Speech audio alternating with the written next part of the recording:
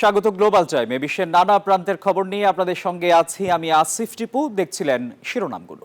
দক্ষিণ পশ্চিম সিরিয়ার সুয়াইদা অঞ্চলে কয়েকদিনের রক্তক্ষয়ী সংঘর্ষ ও বিমান হামলার পর অবশেষে যুদ্ধবিরতিতে সম্মত হয়েছে সিরিয়া ও ইসরায়েল।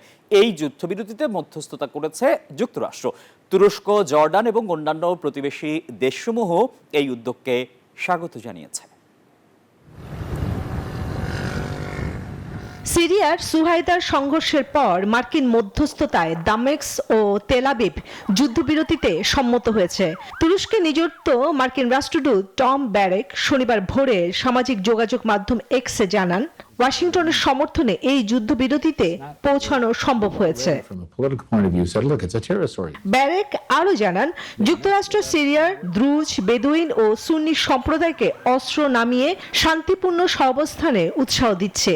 এতে মধ্যপ্রাচ্যে ক্রমবর্ধমান অস্থিরতা এবং সিরিয়ার অভ্যন্তরীণ বিভাজন নিরসনে নতুন অধ্যায় সূচনা করতে পারে বলেও লেখেন তিনি।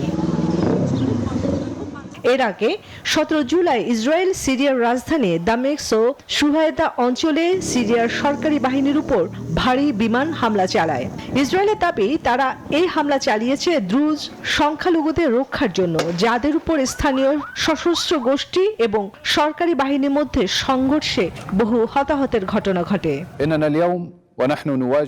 এর মাঝে সিরিয়ার প্রেসিডেন্ট আহমেদ আল শারা জাতির উদ্দেশ্যে দেয়া ভাষণে বলেন, সরকারি বাহিনী সুয়েদা থেকে সেনা প্রত্যাহার শুরু করেছে। তুরস্ক, জর্ডান সহ অন্যান্য প্রতিবেশী দেশগুলো এই উদ্যোগকে স্বাগত জানালেও এখনো সিরিয়া বা ইসরায়েলের পক্ষ থেকে আনুষ্ঠানিক কোনো বিবৃতি পাওয়া যায়নি। চন্দ্রা, নিউজ 24। মার্কিন সংবাদ মাধ্যম ওয়াল স্ট্রিট জার্নালের বিরুদ্ধে $10 বিলিয়ন মানহানি মামলা করলেন ডোনাল্ড ট্রাম্প। মার্কিন প্রেসিডেন্টকে নিয়ে ভুয়া প্রতিবেদনের কারণে শুক্রবার এমন পদক্ষেপ নেন তিনি। এই মামলার বিরুদ্ধে দৃঢ়ভাবে লড়াই চালিয়ে যাওয়ার কথা জানায় গণমাধ্যমটি। যদিও আইন বিশেষজ্ঞরা বলছেন, মার্কিন প্রেসিডেন্ট হিসেবে ক্ষমতায় থাকাকালীন সংবাদ মাধ্যমের বিরুদ্ধে মানহানির মামলা করে নজির গড়েছেন ডোনাল্ড ট্রাম্প।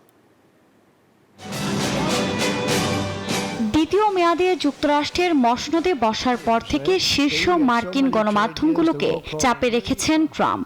বিভিন্ন সময় নানা অভিযোগ তুলে মোটা অঙ্কের মানহানির মামলা ঠুকে দিয়ে গড়ছেন নজির। এবার ট্রাম্পের নিশানায় ওয়াল স্ট্রিট জার্নাল। ভুয়া সংবাদ প্রচারের দাবি তুলে ওয়াল স্ট্রিট জার্নালের বিরুদ্ধে $10 বিলিয়ন মামলা করেন ট্রাম্প।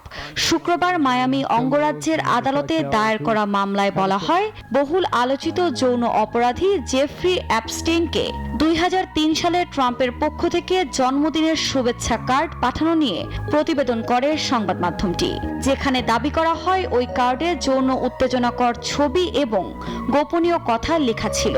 প্রতিবেদনটিকে সম্পূর্ণ ভুয়া দাবি ট্রাম্পের। মামলার পরপরই ট্রুথ সোশ্যালে সংবাদ মাধ্যমটির বিরুদ্ধে নিজের ক্ষোভ উগরে দেন ডোনাল্ড ট্রাম্প।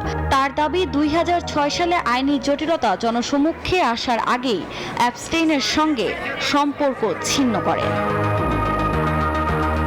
যদিও প্রতিবেদনটি নিয়ে সম্পূর্ণ আত্মবিশ্বাসী ওয়াল স্ট্রিট জার্নাল বলে জানান প্যারেন্ট কোম্পানি ডাও জোন্সের মুখপাত্র।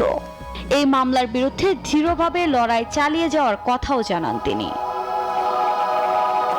অবশ্য বিশেষজ্ঞদের মতে, প্রেসিডেন্ট হিসেবে দায়িত্বে থাকাকালীন সংবাদ মাধ্যমকে এতটা সরাসরি আক্রমণের নজির মার্কিন ইতিহাসে নেই।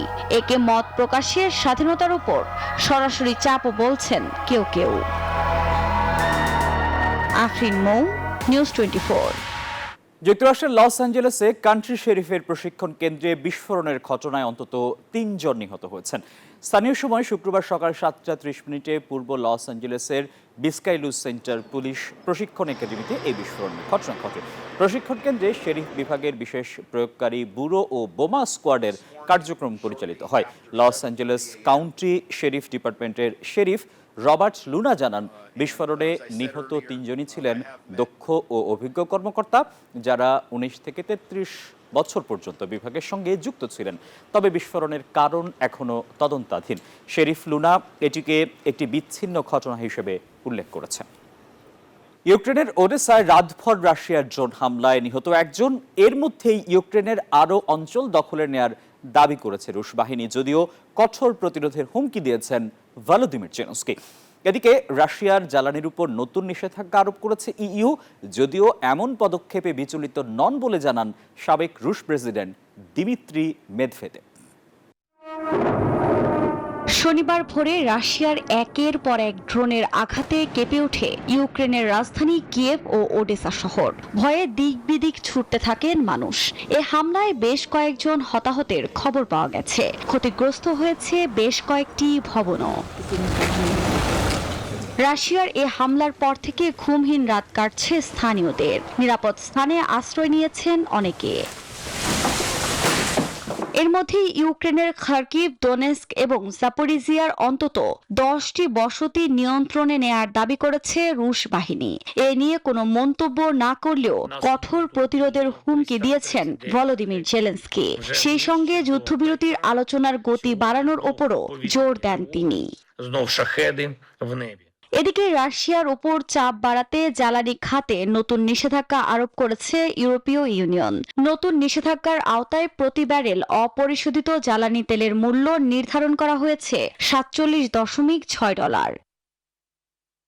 ইউর এর শাস্তিমূলক পদক্ষেপ নিয়ে মুখ খুলেছেন সাবেক রুশ প্রেসিডেন্ট ও রাশিয়ান সিকিউরিটি কাউন্সিলের ডেপুটি চেয়ারম্যান দিমিত্রি মেদভেদেভ। এতে মোটেও বিচলিত নন জানিয়ে ইউক্রেনে হামলা অব্যাহত রাখার কথাও জানান তিনি। আফরিন মৌ, নিউজ 24। ব্রিক্স জোটভুক্ত দেশগুলোর পণ্যে 10% হারে শুল্ক আরোপের হুমকি দিয়েছেন মার্কিন প্রেসিডেন্ট ডোনাল্ড ট্রাম্প। সতর্ক করে জানিয়েছেন, এই দেশগুলো যদি কোনো অর্থবহ জোট হিসেবে গঠিত হয়ে থাকে তাহলে তা খুব দ্রুতই ভেঙে যাবে। আমি যখন এই ব্রিক্স নামের 6 দেশের জোটের কথা শুনেছি তখনই আমি তাদের শক্তভাবে আঘাত করেছি। আর যদি তারা সত্যিকার অর্থে অর্থপূর্ণ কোনো জোট গঠন করে তাহলে সেটা খুব দ্রুত ভেঙে যাবে। 2020 সালে করোনা ভাইরাস ছড়ানোর জন্য দিল্লির নিজামুদ্দিনের তাবলিগ জামাত কোনোভাবেই দায়ী নয়। দিল্লি পুলিশের করা মামলা খারিজ করে এই রায় দিয়েছেন হাইকোর্ট। এতে দীর্ঘ 5 বছর পর দায়মুক্ত হলো তাবলিগ জামাত। দিল্লি পুলিশ যে 70 জন ভারতীয়র বিরুদ্ধে 16টি প্রাথমিক তথ্য বিবরণী দায়ের করেছিল, হাইকোর্ট সব খারিজ করে দিয়েছেন। বিচারপতি নীনা বনসল কৃষ্ণা বলেছেন, দিল্লি পুলিশ কোনো অভিযোগই প্রমাণ করতে পারেনি। পাকিস্তানে নিযুক্ত ইরানের রাষ্ট্রদূত রেজা আমিরি মোখাদেমকে মোস্ট ওয়ান্টেড আসামি হিসেবে তালিকাভুক্ত করেছে যুক্তরাষ্ট্রের অভ্যন্তরীণ গোয়েন্দা ও আইন প্রয়োগকারী সংস্থা federal bureau of investigation FBI। সম্প্রতি সামাজিক যোগাযোগ মাধ্যম এক্সে পোস্ট করা এক বার্তায় এ তথ্য নিশ্চিত করেছে FBI। এতে বলা হয়েছে, FBI এর অবসরপ্রাপ্ত বিশেষ এজেন্ট রবার্ট এ লেভিনসন ওরফে বব লেভিনসনকে অপহরণ, বন্দী করা এবং সম্ভাব্য হত্যার দায়ে মোখাদেমকে মোস্ট ওয়ান্টেড তালিকাভুক্ত করা হয়েছে। যুক্তরাষ্ট্রের রফতানি কমায়। টানা দ্বিতীয় মাসে সামগ্রিক রফতানি কমেছে জাপানে। জুনে দেশের সামগ্রিক রফতানি 0.5%, যুক্তরাষ্ট্রের রফতানি 11% কমেছে।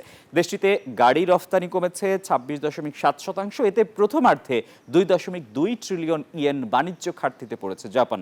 ফলে আবার মন্দায় পড়ার আশঙ্কা তৈরি হয়েছে। জুলাইয়ের প্রথম শুল্ক কার্যকর হওয়ার কথা থাকলেও মার্কিন প্রেসিডেন্ট ডোনাল্ড ট্রাম্প 1 আগস্ট পর্যন্ত তা পিছিয়ে দিয়েছেন আলোচনার জন্য। তবে এখনো কোনো চুক্তি হয়নি। শুধু ক্ষুধা ও বৈষম্যের বিরুদ্ধে লড়াই নয়, ভোজন রসিকও ছিলেন বিশ্বের জননন্দিত অবিসংবাদিত নেতা নেলসন ম্যান্ডেলা। তার 107তম জন্মবার্ষিকী উপলক্ষে ম্যান্ডেলার প্রিয় সব খাবার রান্না করে তাকে স্মরণ করলেন নেলসনের সাবেক ব্যক্তিগত রাঁধুনি। এদিকে প্রিয় নেতার স্মরণে দরিদ্রদের মাঝে খাবার বিতরণ করেছেন তার ভক্ত অনুরাগীরা।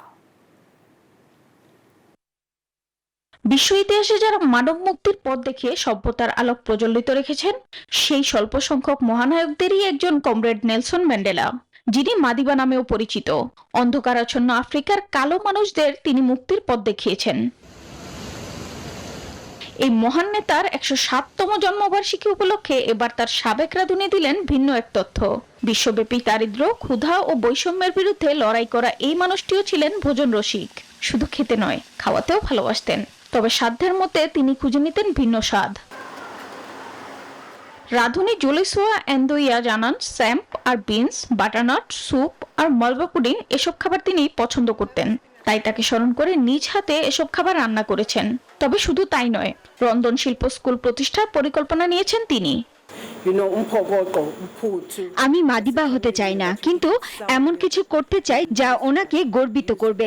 সপ্তাহে 2-3 বার এসব খাবার রান্না না করলে উনি অতিথিদের সামনেই আমাকে বলতেন, জলি কেন আমাকে ঠিকমতো খাওয়াচ্ছ না। আর এই ছিল গ্লোবাল টাইমের এখনকার আয়োজন। সবাইকে ধন্যবাদ।